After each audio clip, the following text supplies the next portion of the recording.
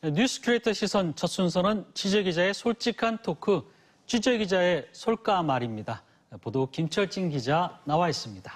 어서 오세요. 안녕하십니까. 네, 참 계절 가는 걸 느낄 수도 없이 참 바쁜 곳이 보도국인데 그중에도 김철진 기자 참 수고 많습니다.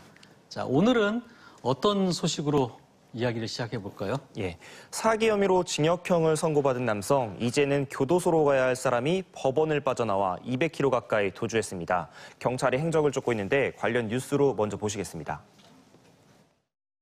지난해 9월 지인에게 돈을 벌게 해주겠다고 속여 1,700여만 원을 가로챈 혐의로 재판에 넘겨진 51살 김모 씨. 어제 대전지법에서 사기 혐의로 징역 6개월을 선고받았는데 법정 구속 절차 과정에서 그대로 달아났습니다. 구속 피고인 대기실에서 법정 경위가 서류 처리를 위해 자리를 비운 사이 엘리베이터를 타고 사라진 겁니다. 법원은 김 씨가 달아난 지 3시간 반이 지난 오후 6시 반이 돼서야 경찰에 공조를 요청했습니다. 법원 관계자는 출입카드 없이는 이동이 불가능해 피고인이 법원 내부에 은신했을 것으로 판단했고 CCTV 확인 등을 거치느라 시간이 지체됐다고 밝혔습니다. 김 씨는 사기죄로 지난 2002년부터 3차례나 벌금형이나 실형을 선고받았고 지난해 6월 형 집행이 종료됐는데 2번 기간인 지난해 9월 또다시 범행을 벌이다 재판을 받게 됐습니다. 이 때문에 법원 건물 구조를 잘 알고 있을 것으로 추정되지만 법원의 허술한 피고인 관리 감독은 문제라는 지적이 많습니다.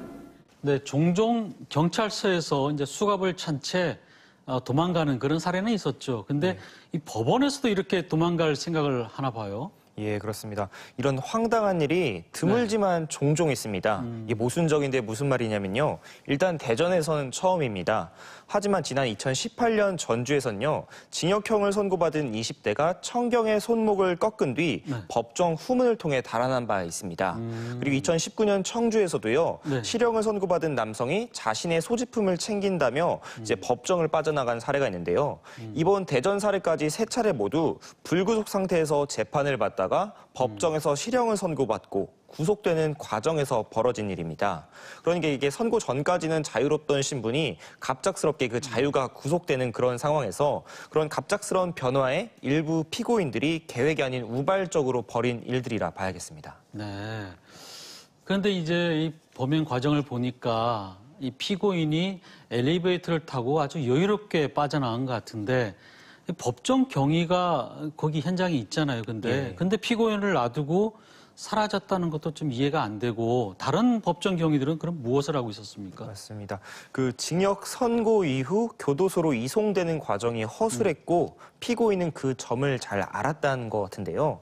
일단 우리가 흔히 드라마나 영화를 통해서 선고가 이루어지는 법정 혹은 교도소의 모습은 잘 알고 있는데 그 사이의 과정은 잘 모르지 않습니까? 이를 위해서 사건의 타임라인을 조금 더 구체적으로 보면요. 먼저 법정에서 실형을 선고받은 이 남성이 법원 소속 보안대 직원에 의해서 법정 옆에 있는 구속 피고인 대기실로 이동을 합니다. 이때 이 법정 경위가 대전지검에 있던 대전교도소 교도관에게 이 사람을 데리고 가라고 연락을 취합니다. 이때 연락과 함께 관련 서류들을 챙기러 잠깐 이 대기실을 비운 사이에 여기서 이제 남성이 빠져나간 건데요. 대기실을 비웠군요. 예, 원래대로라면은 법원의 선고를 받고 보안대 직원의 감시 하에 그 법무부 소속 교도소 교도관들에게 이제 넘겨야 되는데 이 법원 직원의 감시가 순간적으로 소홀해진 그 공백이 발생한 겁니다. 당시 법정에 피고인을 관리하던 보안대 관리 직원은 단 1명뿐이었다고 합니다. 네. 그런데 이렇게 도주하고 3시간 반이 지난 후에야 경찰에 이제 공조 요청을 했다고 했는데 그렇다면 3시간 반 동안 법원에서는 도대체 뭘 한 겁니까? 법원도 이 도주한 남성의 행적을 쫓긴 했습니다. 다만 이 행적을 법원 내에서 찾고 있었습니다. 대전지법의 경우는 외부인들이 비교적 자유롭게 돌아다닐 수 있는 그런 공간과 그다음에 이 신분증이 있어야 드나들 수 있는 공간이 분리가 되어 있습니다. 그 사이는 경비가 지키고 있었고 사건이 발생한 것은 그 안쪽입니다. 그래서 법원은 신분증도 없는 이 남성이 외부로 빠져나가지는 못했을 거라 판단을 하고 내부 CCTV 등을 확인하면서 이제 3시간을 소모했는데요. 그렇게 내부를 찾던 법원이 한 2시간여 지나서 검찰로부터 받은 통보가 있습니다. 검찰청 후문으로 나가는 모습이 CCTV에 찍혔다라는 것이죠.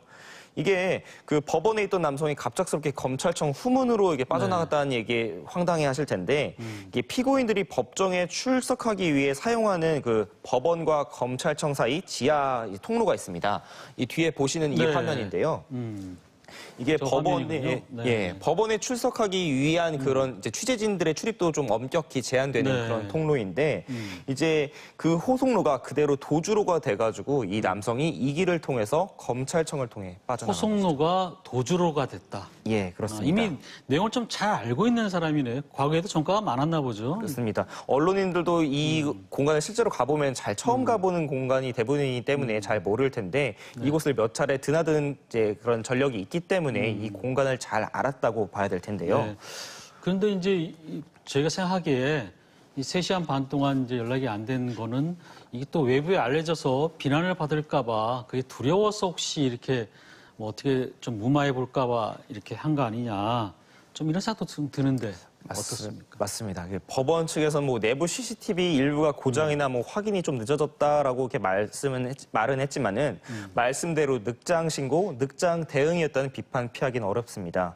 사실 구속 선고를 받은 피고인의 상태가 일반적이지는 않을 거 아니에요. 특히나 도주를 한 상태라고 한다면은 정상적인 상황이라면 보기는 어렵고 심리적으로 매우 위축되고 쫓기는 상황이었을 텐데 만에 하나 도주하는 과정에서 이렇게 뭐 우발적으로 또 다른 범죄를 저지를 수 있던 상황이기 그렇죠. 때문에 네. 즉각적으로 경찰에 신고를 했었어야 됐었고 특히나 이게 신고가 3시간이 늦어지다 보니까 이미 이제 이 남성은 경기도까지 지금 달아난 상태거든요. 경기도? 예, 그래서 대전 경찰의 범위를 벗어나서 지금 경기 남부청과 공조를 하고 있는데 이게 늑장 대응으로 사건을 키워버린 게 아닌가 지금 싶습니다. 네.